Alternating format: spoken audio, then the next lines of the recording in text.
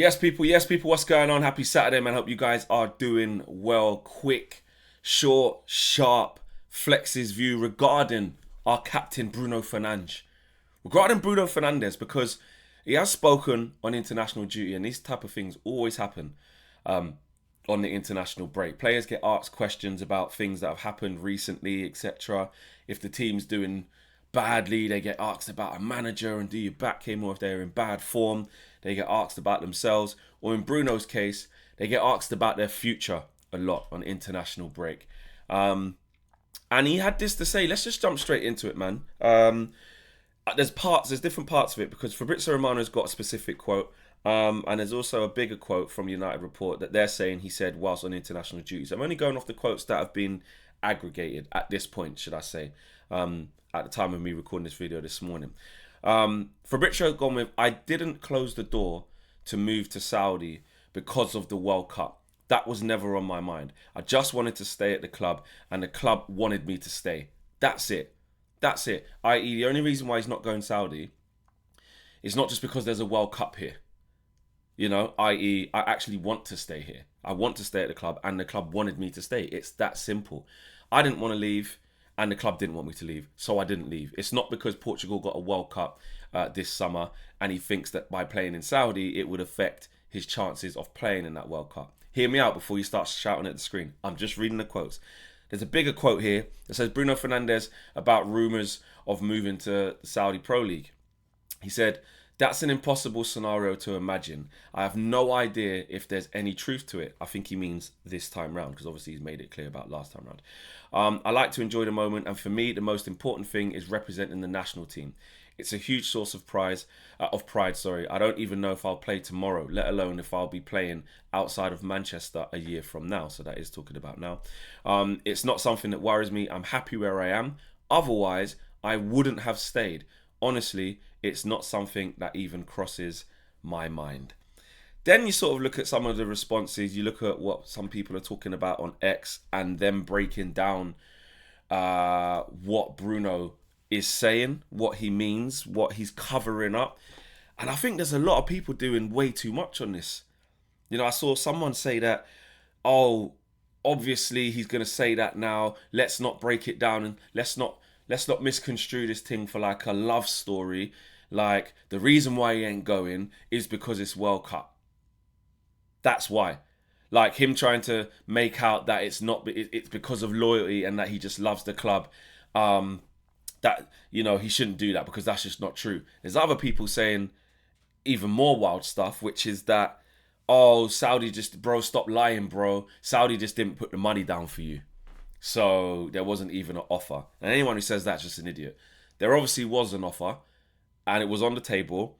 We had Ben Jacobs on the channel and loads of other people that are well versed across what goes on in Saudi, and the big boys were saying they have made him an offer.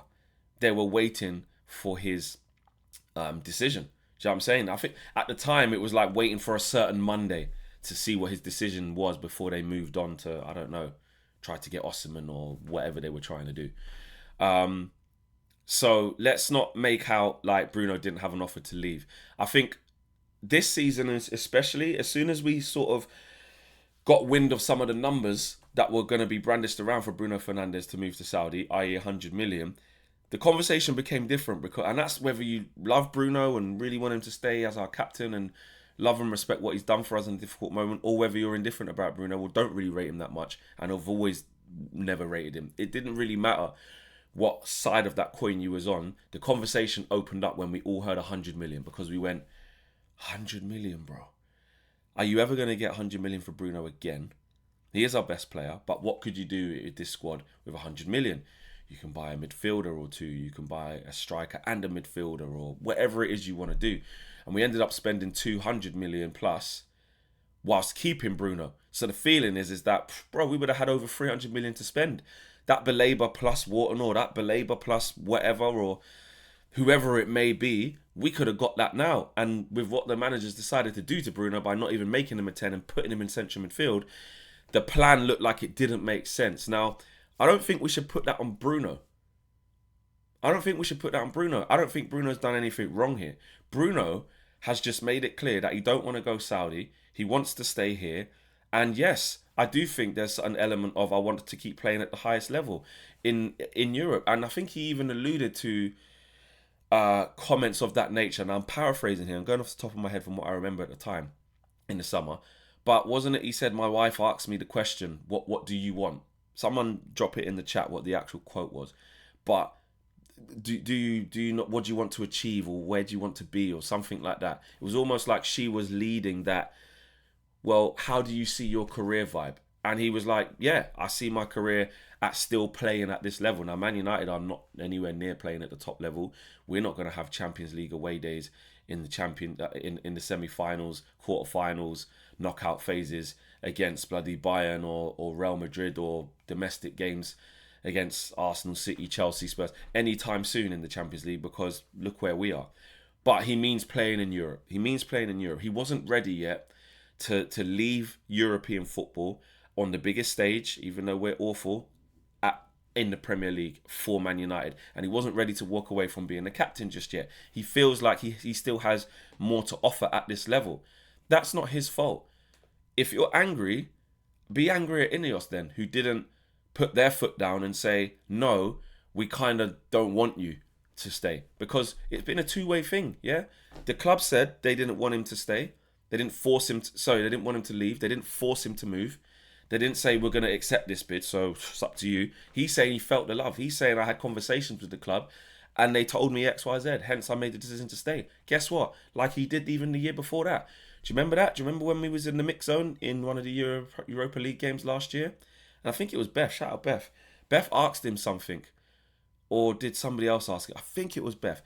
And his response was crazy. It was kind of unprovoked, where like he just went into all what happened the summer before, when he was like, yeah, listen, I spoke to the club. I wanted to know what was going on. They told me their plans for me and the plans here at the club, and I wanted to stay. Then it got to last summer, and then the Saudi offer was on the table, and he just chose not to take it, bro. So, and the club decided not to look to explore what that could look like. So people are just mad. People are mad because, one, they probably just didn't want Bruno to stay, because they don't like him. That's one side. Two, it could be people that actually really like Bruno but are still mad at the squad building and the decisions made, because Bruno has stayed. We didn't get 100 million for him, and we've built the squad differently, i.e. attack centric, and didn't invest into midfield. Or three, I think that you're angry at the wrong people. Do you know what I mean? Like, they didn't force him out, and they didn't accept the bid. And also, by the sounds of it, because it's a two-way thing here, the decision was down to Bruno. So if Bruno would have said, and that's what I believe, if Bruno would have said, well, I do want to take that offer. I do want to go to Saudi, actually. I think this is the right time for me and my family.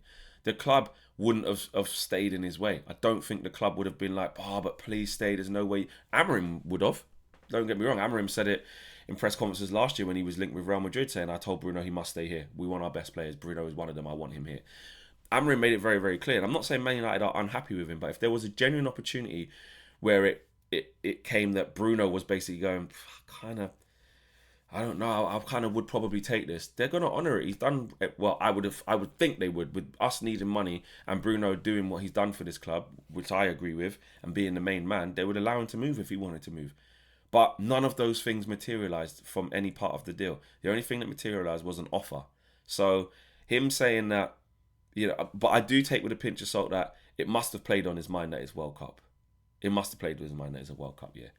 You know what I mean? I'm not saying it's all that, but he must have. And then obviously the bit that says when he's saying, I'm not thinking about it now. It's an impossible scenario to imagine. I have no idea if there's any truth to it. We can only go off what players say in press conferences, but he's never going to say, no, there is some stuff there. I'm talking with my camp. We'll see what happens in the summer. Because if he says that, it just blows everything up. So he's done the right thing, because that's all he's going to say. But let's be honest, he's been subject to interest from Saudi, I think, for like 2 seasons now. Especially last summer, when he looked like he was really close, where he had to come out and clarify his stance and his decision in the international break that we had first in September, I think it was. Or was it even before that? No, it wasn't. It was the international break that happened after the season, I think it was. I think it was that one. So I don't really believe him when he's like, have no idea where I'll be playing next year. Don't know if this is my last year at Man United. I do feel like it is. I do feel like Saudi will come knocking, and he behind the scenes, obviously, his camp will be talking to them. He'll be talking with his family and his wife, like he should be, because it's his private business. But I think we have to take that with a pinch of salt. That's not a reason to get mad at Bruno and say, you're a liar. What would you expect him to say in a presser? So there you go. Little update on Bruno Fernandez. Let me know what you guys are thinking. Do you even care right now? Are you just more focused on the team? Are you just more focused on winning games? Or can you see what's happened? Has that aggrieved you? Has that annoyed you? Let me know in the chat, people. Smash a like on the video. Subscribe to the channel if you are new. I'm out of here, guys. Peace.